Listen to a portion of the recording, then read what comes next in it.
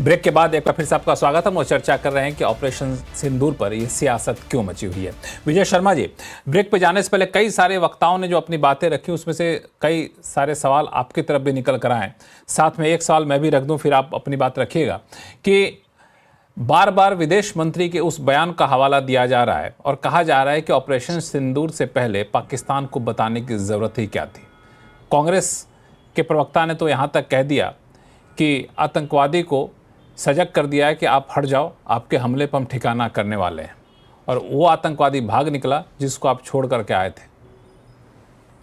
देखिए लक्ष्मण जी, फिर 100 से ज्यादा आतंकवादी कैसे मारे जाते?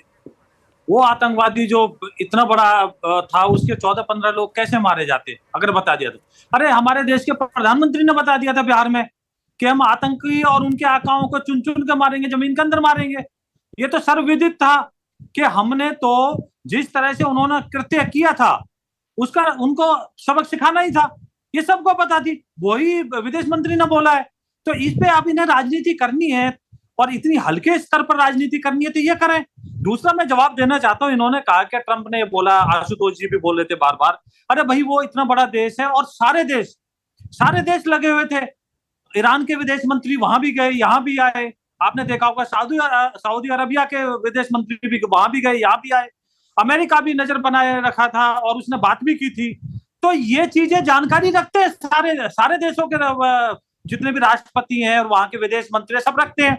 लेकिन वहां के डीजीएमओ ने हमारे को 12:30 बजे कांटेक्ट किया, कांटेक्ट नहीं हो पाया।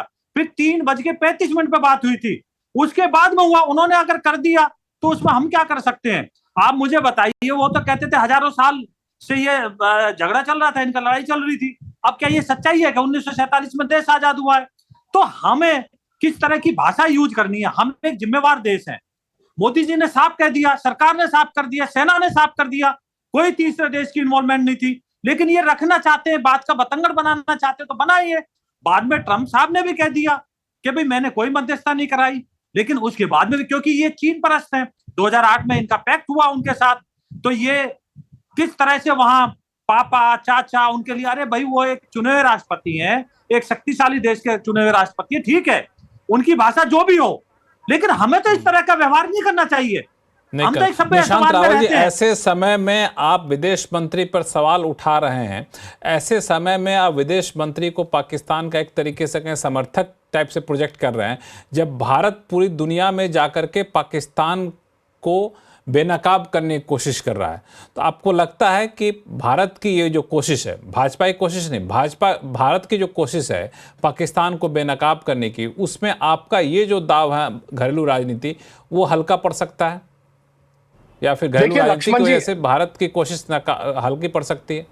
हाँ लक्ष्मण जी, मुझे 10 सेकंड ज्यादा दे दीजिएगा, फिर मुझे टर्न नहीं आएगा, 15 चलेगा। सेकंड मैं आपको एक बात, हाँ। मैं आपको लक्ष्मण जी बहुत क्लियर कट बात बताना चाहता हूँ। 7 तारीख को ऑपरेशन सिंदूर शुरू हुआ, 8 तारीख, 9 तारीख, 10 तारीख को शाम तक सीज फायर हुआ। क्या ये 3.5 दिनों में किसी भी कांग्रेस के लीडर, किसी भी कांग्रेस के कार्यकर्ता, किसी भी नेता का अपने सरकार के विरुद्ध में एक 1% स्टेटमेंट कहीं पे देखा या सुना? नहीं। हम बिल्कुल सरकार के साथ 22 तारीख से ही खड़े थे। राहुल गांधी जी ने, खड़गे साहब ने क्लियर कर दिया था, सरकार बिल्कुल निशान जी झूठ बोल रहे हो। रॉबर्ट वाड्रा जी ने एक स्टेटमेंट नहीं बोला। ये बोला कि मुसलमानों को दबाया जा रहा है। रुकिए आतंकियों को ग्लोरीफाई कर रहे थे। रुकिए अभी, आप आतंकियों के साथ खड़े थे, आप कह रहे थे मुसलमानों को दबाया जा रहा है। लक्ष्मण जी ऐसे नहीं होगा। गलत बात आप टीवी पर बोल रहे हो। लक्ष्मण जी, आप इनको चुप देखिए, विजय शर्मा जी अपनी बात रख दी है, निशान जी को बोलने दीजिए। इनका माइक बंद कीजिए, माइक बंद कीजिए इनका। विजय शर्मा जी को सुन लेते हैं, निशान जी को सुन लेते हैं। निशान जी की बात पूरी होने दिया जाए। टोटली इनडिसिप्लिन पर्सन यूज कर रहे थे। आप मुझे बताइए, गांधी फैमिली के दामाद किस तरह की भाषा यूज कर रहे थे 23 अप्रैल को? विजय शर्मा जी, एक मिनट आप शांत हो जाइए, किसी की आवाज नहीं जा पाएगी दर्शकों के बीच में। 1 मिनट आप शांत हो जाए, निशांत रावल जी को बोलने दीजिए। जो बयान है लक्ष्मण जी, आपके सवाल का भी मैं जवाब दे रहा था। आपको पता होगा 2015 में जब टाइम्स मैगजीन ने पीएम मोदी को शक्तिशाली पीएम दिखाया था, तो यही भाजपा के नेता तालियां बजा रहे थे कूद कूद के।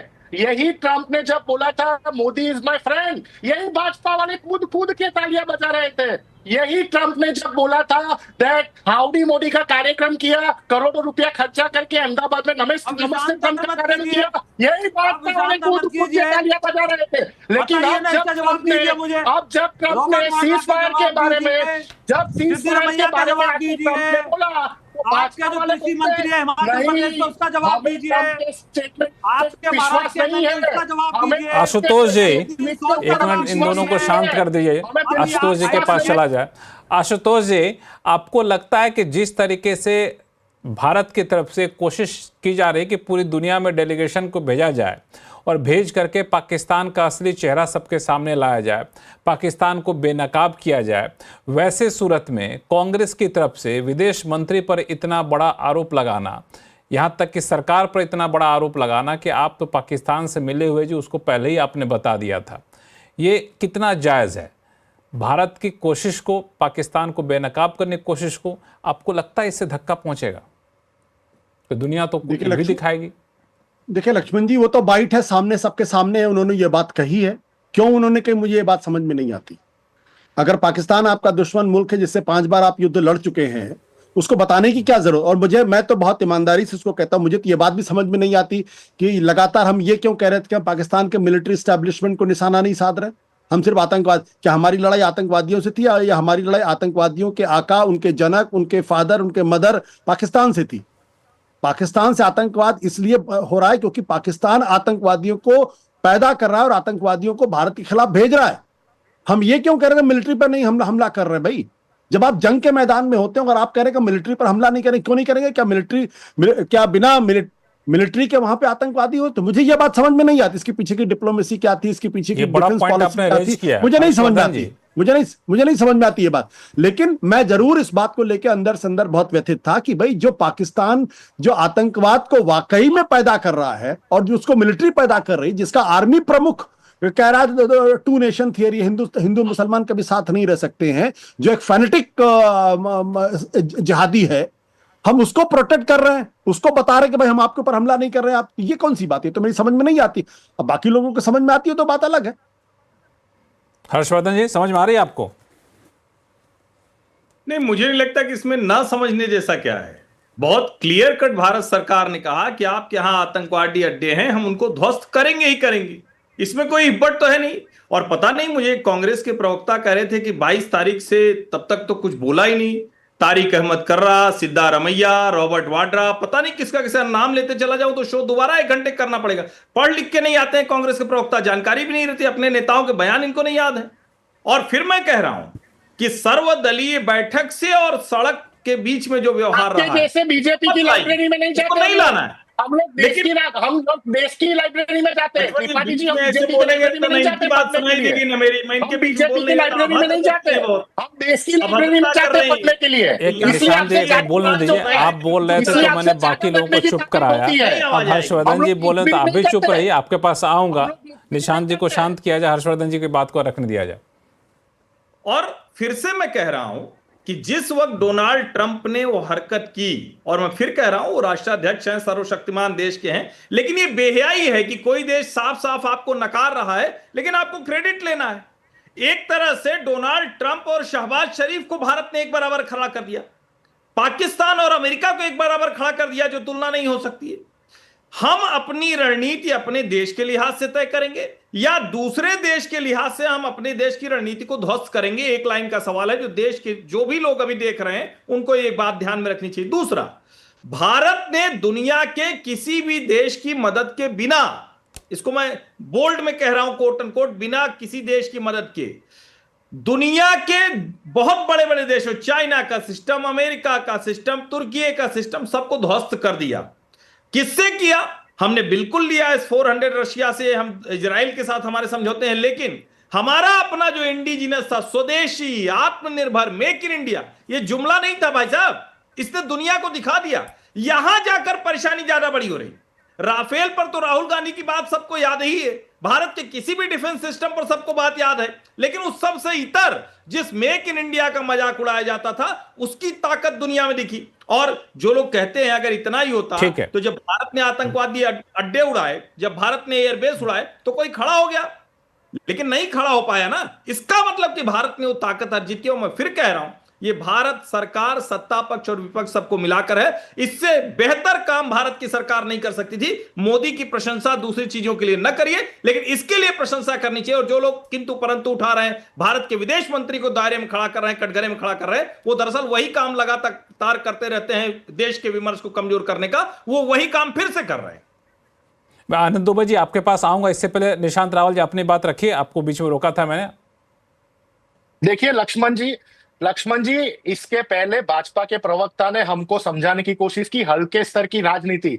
अरे भाई, आपका रियल राष्ट्रवाद अगर अभी भी थोड़ा बहुत बचा है तो मध्य प्रदेश के काफी आगे निकल गए हैं।